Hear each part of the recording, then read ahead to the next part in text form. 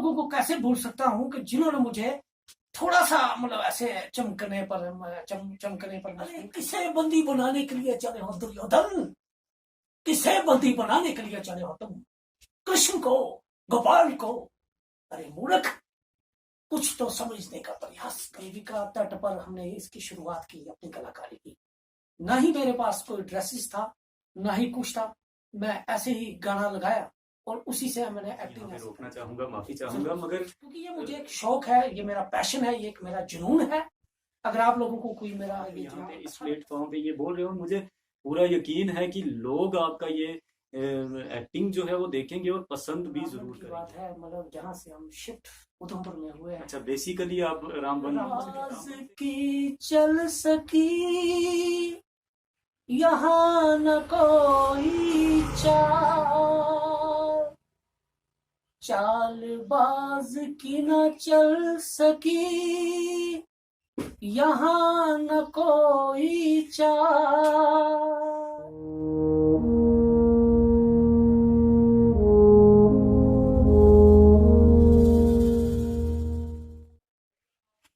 किसी को पा लेना प्रेम नहीं है, किसी का बिछड़ जाना बेवफाई तो नहीं है। प्यार वो सुंदर सा एहसास है जिसे महसूस किया राधा ने, जिसे सारी उम्र अपने सीने से लगा के रखा मीरा ने। आज मैं आपको मिलवाने जा रहा हूं कला के एक ऐसे ही प्रेमी से जिनका कला के प्रति कुछ वैसा ही प्रेम है। तो चलिए चलते हैं और मिलते हैं इनसे। सबसे पहले आपका स्वागत है हमारे चैनल पे। नमस्कार, थैंक यू। हमारे देखने वाले दर्शकों को आप अपना नाम बताइए और थोड़ा सा अपने बारे में बताइए। देखने वाले दर्शकों को मेरा प्यार भरा नमस्कार। मेरा नाम रमेश कुमार है, मैं टेलर हूँ, जखैनी का रहने वाला। रमेश जी, हमने सुना है कि आप बहुमुखी कलाओं के धनी हैं, तो हम जानना चाहेंगे कि किस किस कला में आपका रुझान है, प्रेम है, तो वो थोड़ा सा हमारे दर्शकों को आप जरूर बताइए। डांसिंग मतलब नाचना, एक्टिंग, डायलॉग वगैरह में। तो देखा दर्शकों, ये हैं रमेश कुमार जी जो टेलर का काम करते हैं और उधमपुर के जखैनी क्षेत्र में ये रहते हैं। डांसिंग जो है वो इनका पैशन है, सिंगिंग भी ये करते हैं। बाकी आगे और क्या क्या कलाएं हैं वो भी जानेंगे इनसे। तो जैसा कि रमेश कुमार जी आपने बताया कि आप सिंगिंग भी करते हैं, तो सबसे पहले मैं चाहूंगा कि आप हमारे देखने वाले दर्शकों का थोड़ा सा मनोरंजन करें और चंद लाइनें जो आपके दिल के बहुत ज्यादा करीब हैं वो थोड़ा सा गुनगुना के जो है वो जरूर सुनाइए। देखिए, इस वक्त तो मैं यही कहूंगा, जो मेरा मतलब कि जो मुझे मूड है, मतलब जो मेरा मन है कि कौन सा दर्शकों को गाना ये सुनाया जाए, 2 लाइनें में सुनाऊंगा। तो फिलहाल तो ऐसे कहते हैं कि यहाँ पर के चालाकी की जो चालाकी होती है ना, चालाकी जी, की जी, जी। हमेशा हारी होती है, वो चालाकी कामयाब नहीं होती है। ठीक है जी। तो इसे गाकर सुनाता हूं मैं। चालबाज की चल सकी यहाँ न कोई चालबाज की न चल सकी यहाँ न कोई आज उठा कर ले गया, आज उठा कर ले गया चालबाज को ये जब शकुनी की मृत्यु हो जाती है तो उस समय ये किसी शायर ने, किसी कवि ने ये चंद लाइनें गाकर सुनाई है। तो वो मेरे दिल के बहुत ही ज्यादा करीब है कि जिस तरह से कहते हैं कि सच्चाई छुप नहीं सकती। मतलब सच्चाई जो है, सच्चाई अगर तुम सच के साथ हो तो तुम्हारी कभी हार हो ही नहीं सकती। अगर तुम हार भी गए ना तो हार कर भी तुम्हारी विजय श्री ही प्राप्त होगी। तो बहुत ही खूबसूरत शब्द जो हैं वो इन्होंने गुनगुनाए हैं कि चालबाज की चल सकी ना चाल और चालबाज को ही उठा ले गया काल। बहुत ही सुंदर तरीके से इन्होंने इनको गाया है। रमेश कुमार जी, हमें ये बताइए कि ये कला का जो आपका शौक का दौर है, ये कहाँ से शुरू हुआ, कब से आपको ये शौक जो है वो? मैं बचपन में, हमारे रामबन की बात है, मतलब जहाँ से हम शिफ्ट उधमपुर में हुए हैं। अच्छा, बेसिकली आप रामबन रामबन के रामबन से कौन से एरिया से हो? रामबन यानी कि उस इलाके का नाम है मैत्रा, जहाँ पर आर्मी है। जी जी जी जी। हाँ। तो रामबन के मैत्रा से आप जी बिलोंग हाँ। करते हो बेसिकली। तो यहाँ पर 30-35 साल हो गए। वहां पर हम संडे को यानी एतवार को हम ग्रिफ के मंदिर में जाया करते थे। भजन कीर्तन हुआ करता था, हमको भी शौक था। उसके साथ ही रामलीला, मतलब रामलीला में काफी ज्यादा पार्टिसिपेट किया और हमें काफी ज्यादा शौक रहा है। तो उस समय एक भजन आता था, तो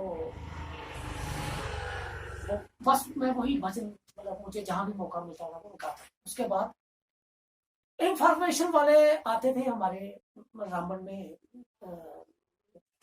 महीने की कोई 2-4 फिल्में दिखा देते थे। उन फिल्मों पर भी काफी मेरा फोकस था। उसके बाद में maximum all in all school में जब कोई प्रोग्राम होते तो 15 अगस्त 26 जनवरी, तो वहाँ मैं बढ़ चढ़ कर हिस्सा लेता। उसके बाद रामलीला, तो ब्याह शादी, अगर गांव में कोई ब्याह शादी होती तो वहाँ पर भी हम डांस डूंस करते थे। कहने का मतलब है कि मंदिर से ये आपका सफर शुरू जी हुआ जी जी।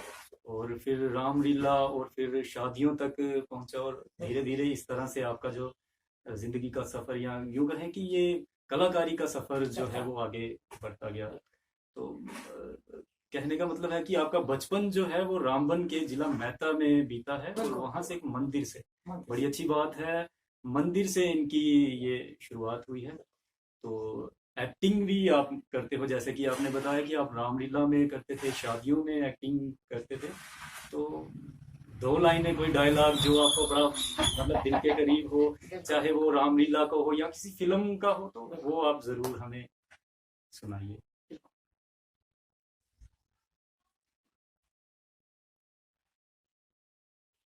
जो भी आपके दिल के करीब हो, रामलीला चाहे फिल्म का हो।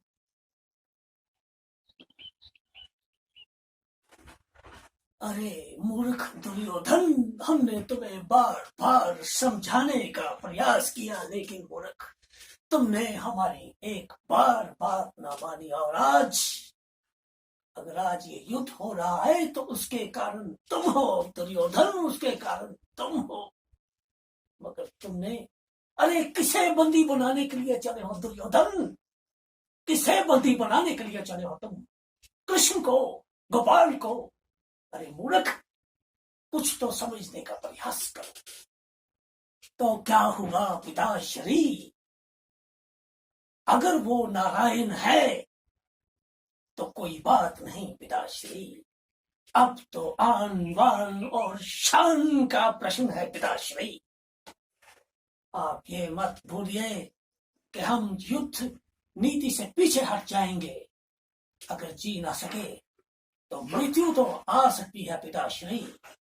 ये मेघनाथ, ये इंद्रजीत कभी पीछे पीठ नहीं दिखाएगा। क्या समझ रहे पिताश्री? तो क्या हुआ अगर वो नारायण है तो क्या हुआ पिताश्री? वाह, क्या बात है, बहुत ही खूबसूरत डायलॉग इन्होंने हमारे सामने पेश किया और एक साथ में 2 कैरेक्टर का इन्होंने यहाँ पे डायलॉग बोले और एकदम से इन्होंने रिदम बना के वो जो बोले हैं, बहुत ही ज्यादा मजा आया मुझे। पूरी उम्मीद है कि जब आप रामलीला में करते होंगे तो लोग आपको बड़ा ज्यादा पसंद जो है वो करते होंगे। फिलहाल हमें ये आप बताइए कि इस दौर में जो आपका भी यहाँ पे आज का दौर चल रहा है, इसमें आपकी क्या एक्टिविटी है और कहाँ, किस प्लेटफॉर्म पे आपको लोग आजकल देख रहे हैं? प्लेटफॉर्म तो अपना जगराता, जब जागरण होते हैं। जी जी जी। देखिए मैं सच बोलता हूँ, चाहे कोई मुझे बुरा कहे, ये जो भी है सच। लेकिन हिंदुस्तान में, हमारे इंडिया में जो भी है, ये मैक्सिमम ये चीज होती रही है कि लोग चढ़ती को सलाम करते हैं। अब ये जो डायलॉग मैंने जो मतलब जी आपके सामने प्रस्तुत किया ना, जी जी तो सही मायने में मैंने इन्हें कभी स्टेज पर कभी किया ही नहीं, क्योंकि ये मुझे एक शौक है, ये मेरा पैशन है, ये एक मेरा जुनून है। अगर आप लोगों को कोई मेरा ये जुनून अच्छा लगता है तो उसकी वजह यह है कि अभी इसका कोई प्लेटफॉर्म मुझे मिला नहीं है। हाँ, ये है कि कभी कभार 100 में से कोई 10-20% अगर बाई द वे कहीं मुझे मौका मिला तो मैं जरूर ये एक्टिविटी कर देता हूँ, ऐसी कोई बात नहीं है। लेकिन वही है ना कि हमारे हिंदुस्तान में यही एक रिवाज रहा है, या इसको रिवाज कहिए या आदत कहिए, कि जो अगर कोई गरीब आदमी है जिसके पास पैसा नहीं है तो वो साहब जिंदगी में वो कुछ कर ही नहीं सकता, दैट्स ऑल। अगर आपको हिट होना है या कुछ भी चाहे प्लेटफॉर्म बनाना है तो उसके लिए आपको चाहिए मनी मेक्स मनी, यानी कि पैसा चाहिए, पैसा। वो अब आप क्या बताएं, वो तो हमारे पास तो है नहीं, लेकिन इसी तरह से हम कला से प्रेम करते हैं। तो देखा आपने, रमेश कुमार जी बता रहे हैं कि कला के प्रति इनका प्रेम है, और प्रेम के तो कोई सीमा नहीं होती है। प्रेम में तो बस आनंद ही आनंद है। जिस आनंद को रमेश कुमार जी आपने देखा वो खूबी ले रहे हैं, और जितना अच्छी तरह से इन्होंने यहाँ पे एक्टिंग की है। और इनका ये मानना है, कहना था कि ये डायलॉग ये कभी स्टेज पर बोल ही नहीं पाए, तो बहुत ही दुर्भाग्य की बात है। पर आज आप यहाँ पे इस प्लेटफॉर्म पे ये बोल रहे हो, मुझे पूरा यकीन है कि लोग आपका ये एक्टिंग जो है वो देखेंगे और पसंद भी जरूर करेंगे। इसके साथ ही मैं अपने देखने वाले दर्शकों को ये बता दूं कि रमेश कुमार जी को चाहे कोई बहुत बड़ा प्लेटफॉर्म ना मिला हो, मगर छोटे छोटे लेवल पे इन्होंने बहुत सारे काम जो हैं वो किए हुए हैं। मैं आपको बता दूं कि ये एक सोशल वर्कर भी हैं और एक एनजीओ के साथ भी जुड़े हुए हैं। उसके तहत यहाँ पर जब झांकी वगैरह निकलती है तो उसमें भी ये जो हमारे फ्रीडम फाइटर हैं उनके रोल करते हैं, और पूरी पब्लिक के बीच में ये करते हैं। पूरा मतलब मैं बोलूंगा कि जो एक मजे हुए कलाकार के अंदर खूबियां होनी चाहिए वो इनके अंदर सारी की सारी हैं। तो थोड़ा उसके बारे में भी बताइए कि क्या रोल आप करते हैं। देखिए मैं इसके लिए उतावला हो रहा हूँ कि कब ये मुझे मौका दे और मैं बात करूँ। देखिए कहते हैं कि जिसका अन्न खाओ उसका गुण गाओ, ठीक है जी जी। तो कहने का मतलब है ये कि मैं उन लोगों को कैसे भूल सकता हूँ कि जिन्होंने मुझे थोड़ा सा मतलब ऐसे चमकने पर मजबूर किया। तो आज हमें जरूरत है, आज हमारे हिंदुस्तान को जरूरत है उन फ्रीडम फाइटर्स की, उन क्रांतिकारियों ने जिन्होंने हमारे देश की खातिर हम लोगों की खातिर अपने को खत्म कर दिया, हंसते हंसते फांसी झूल गए। जी जी। मसलन जैसे भगत सिंह, चंद्रशेखर आजाद, झांसी की रानी। जी। बड़े अफसोस की बात होती है कि बड़ा अफसोस होता है कि कोई पूछता कि यार आज क्या है, हम कहते हैं यार आज आपको पता नहीं है, आज शहीद आजम भगत सिंह का जन्मदिन है, शहीद आजम भगत सिंह का जन्मदिन है, आपको पता होना चाहिए। फिर हमें उसका पूरा विस्तार से जानकारी करनी पड़ती है। अगर सपोज कीजिए अगर शादी ब्याह अगर हमारे में होता है, हमारे घर में कभी शादी ब्याह होता है तो हम उसके 1 महीना पहले से ही तैयारी कर देते हैं। तो नए नए कपड़े, पकवान, खाना पीना, यहाँ तक के दारू भी मतलब उसका भी रेंज कर देते हैं कि चलो खुश रहो यार। है तो मैं ये चाहता हूँ कि आज इन लोगों की हमें इतनी सख्त जरूरत है। अगर आज देश के अगर हालात खराब है ना तो हमारे यहाँ पर देशभक्ति नहीं है, देश के लिए कोई नहीं सोचता है, तो वही वजह है। तो इसी के तहत हमने एक प्लान बनाया, तो देविका तट पर हमने इसकी शुरुआत की अपनी कलाकारी की। ना ही मेरे पास कोई ड्रेसेस था, ना ही कुछ था, मैं ऐसे ही गाना लगाया और उसी से मैंने एक्टिंग ऐसे करना स्टार्ट कर दी। रमेश कुमार जी यहाँ पे रोकना चाहूंगा, माफी चाहूंगा, मगर कौन सा जो फ्रीडम फाइटर है जिसको आप एक्ट करते थे वो थोड़ा सा। हमारे फर्स्ट ऑफ ऑल पहला नंबर हमने नेताजी सुभाष चंद्र बोस पर अपना। जी जी जी। तो फिर ये सफर आपका कहाँ तक चला, देविका तक ही सीमित है या फिर उसके बाद हर साल या कैसे, थोड़ा सा उसके हमने अपने उधमपुर मार्केट जो है सलाथिया चौक से लेकर मतलब चबूतरा बाजार तक हमारी एक मार्केट है, हमने यहाँ से हर साल झांकी निकाली। यहाँ तक कि हम कैदी बने, हाथों में हथकड़ियां डाली और एक शव यात्रा में एक डेड बॉडी यानी कि एक लाश बनकर हमने अपने सफर को जारी रखा। जी, तो फ्रीडम फाइटर जो हमारे थे, जिन्होंने देश की खातिर अपनी जान दी है, इनका ये कहना है कि उनको हमें याद जो है वो ज़रूर करना चाहिए। तो देखा जाए तो हमारे उधमपुर वासी सारे ही उनको याद करते हैं और बहुत ही अच्छी यहाँ पर सालाना झांकी निकाली जाती है। इनके एनजीओ के द्वारा वो झांकी निकाली जाती है और ये उसमें फ्रीडम फाइटर का रोल अदा करते हैं। तो मुझे इसके जी जी बोलिए बोलिए। मुझे लगता नहीं है कि मैंने कोई भी रोल छोड़ा हुआ है। अंग्रेज जनरल डायर वो मैं बना हूँ, और कैदी भगत जी सिंह, चंद्रशेखर आजाद, मतलब मुझे लगता नहीं है कि मैंने कोई भी रोल, यहाँ तक कि टीपू सुल्तान, छत्रपति महाराज शिवाजी का रोल भी मैंने किया है। जी, बहुत अच्छी बात है। बहुत सारे फ्रीडम फाइटर हैं जिनके सबके रोल इन्होंने किए हुए हैं। तो बातें तो होती रहेंगी, पर अब हम फिर से वही आपसे डायलॉग सुनना चाहेंगे और इस बार हम जो डायलॉग सुनना चाहते हैं वो है भगत सिंह जी का। तो प्लीज आप हमारे देखने वाले दर्शकों को जरूर सुनाइए जो फेमस उनका डायलॉग।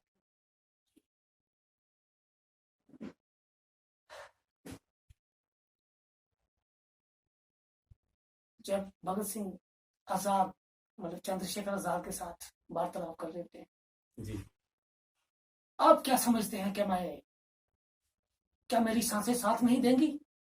आप क्या समझते हैं कि मैं वो करतार सिंह सरोवा और बाकी खुदीराम बोस जैसा, मेरी कोई उसमें ऐसी बात नहीं है? हम लोगों की ताकत अलग अलग जगह पर बिखरी हुई है। अगर ये इकट्ठा हो जाए तो एक एक ऐसी क्रांति की लहर दौड़ सकती है कि जिससे कि अंग्रेजों को धुम धुमाकर हमारे हिंदुस्तान से भागना पड़ेगा। हमारी हार में ही हमारी जीत है। आने वाली नस्लें अगर अगर हम आजादी की फिजा में सांस न ले सके तो क्या होगा? आने वाली नस्लें तो देख सकेंगी। आने वाली नस्लें हमें कहे ना कहे, हम इसी प्रतिष्ठा के साथ हम ये चाहते हैं कि हम इस आंदोलन को जारी रखें। अरे तो क्या हुआ? अगर वो कोई भी है, वो हमारा अपना है जिसने, तो क्या हुआ अगर हम इस मुल्क को आजाद न करवा सके? कोई तो है जो क्रांति की आग जिसके हृदय में सुलग रही होगी, वो तो इस देश को आजाद कराएगा। अगर हम ना आजाद करा सके तो आने वाली नस्लें इस देश को, इस मुल्क को इस गुलामी की जंजीरों से आजाद करवा सके। वाह, क्या खूब, बहुत ही जोशीले तरीके से इन्होंने भगत सिंह के डायलॉग बोले हैं। मैं बोलता हूँ कि जब ये स्टेज पर चढ़ते होंगे तो मुझे पूरा यकीन है कि दर्शक इन्हें बहुत ज़्यादा पसंद जो है वो करते होंगे और हम भी दुआ करेंगे कि इनको बड़ी से बड़ी स्टेज जो है वो मिले। इसके अलावा जागरण में भी आप पार्टिसिपेशन करते हैं, तो उसके बारे में भी थोड़ा सा बताइए कि किस तरह का प्लेटफॉर्म है वो और किस तरह का वहाँ पे आपका रोल वगैरह रहता है। रोल यही है मैक्सिमम में, मतलब अंदर रोल यही है मैक्सिमम में, मतलब कि डांस पे ही आधारित हूँ। कभी मौका मिला तो सिंगिंग भी करता हूँ, मगर सिंगिंग का मौका कम मिलता है। मेरी एक अलग परफॉर्मेंस होती है, मतलब कि अलग तरह से मैं परफॉर्मेंस देना चाहता हूँ। मैं किसी की नकल नहीं करना चाहता। जी जी जी। हाँ, मैं वो चीज़ पेश करना चाहता हूँ कि जिससे, मतलब कि हम लोग जानते नहीं है। अब आपके लोग तो ये भी पता है कि रावण जो है वो भोलेनाथ का बहुत बड़ा भक्त था, रावण जी दशा। जी जी। तो मैं वो लोगों को बताता हूँ कि ये किस तरह से अपनी गर्दनें काट कर, मतलब कि भोलेनाथ को अर्पित करता जी, है। ये ये सारी एक्टिविटी आप जागरण के दौरान उसमें मैं करता एक्ट हूँ जी। करते हो, जी मतलब वहाँ पे भी ये एक्ट ही करते हैं जी और रावण की एक्टिंग जैसे बता रहे हैं वो करते हैं और कुछ हिडन चीजें जो लोगों को नहीं पता नहीं पता है। इतिहास के बारे में, उनके ऊपर ये ज्यादा गहन विषयों पर एक्टिंग जो है वो करते हैं। तो जाते जाते हमारे दर्शकों से क्या अपील करना चाहोगे? अपील मैं यही करूंगा, अगर मेरी बात अगर बुरी लगे तो एक अनजान व्यक्ति समझकर माफ करें, मगर जो दिल में आग है ना, वो जब तक निकलेगी नहीं वो एक लावा बन सकती है।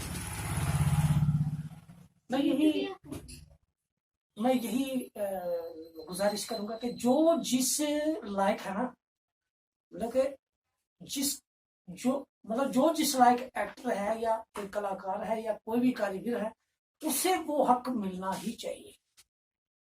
अगर किसी को एक्टिंग का शौक है तो उसे उस एक्टिंग में ढलना ही चाहिए, भेदभाव नहीं होना चाहिए। अगर आज दिन तक भेदभाव होता रहा ना हमारे मुल्क में, तो भेदभाव की बात बताएं तो वो महारथी कर्ण से भी हुआ है। ये भेदभाव नहीं होना चाहिए, बस ये। तो दर्शकों, ये थे हमारे रमेश कुमार जी, जो उधमपुर जखैनी के रहने वाले हैं और बेसिकली ये रामबन मैत्रा के रहने वाले हैं। बहुत ही अच्छे कलाकार हैं। बड़े अफसोस की बात है कि ऐसे कलाकार को कोई बड़ी स्टेज नहीं मिली है। जैसे कि हमने शुरू में ही बताया था कि इनका कला के प्रति प्रेम है, वो कभी खत्म नहीं होगा, और एक्टिंग इनके जिस्म के अंदर समाई हुई है, वो रहेगी, मरते दम तक रहेगी, जैसा कि ये भी कह रहे हैं। और साथ में ही इन्होंने बताया कि जो लोग कला के प्रति प्रेम करते हैं उनको आगे जरूर लाया जाए, उनसे कोई ऐसा भेदभाव जो है वो नहीं किया जाए। तो इसके साथ ही मुझे दीजिए इजाजत। मेरा नाम है अजय। अगली बार फिर ऐसे ही किसी शख्स से आपकी मुलाकात करवाएंगे। तब तक के लिए जय हिंद। जय हिंद, नमस्कार।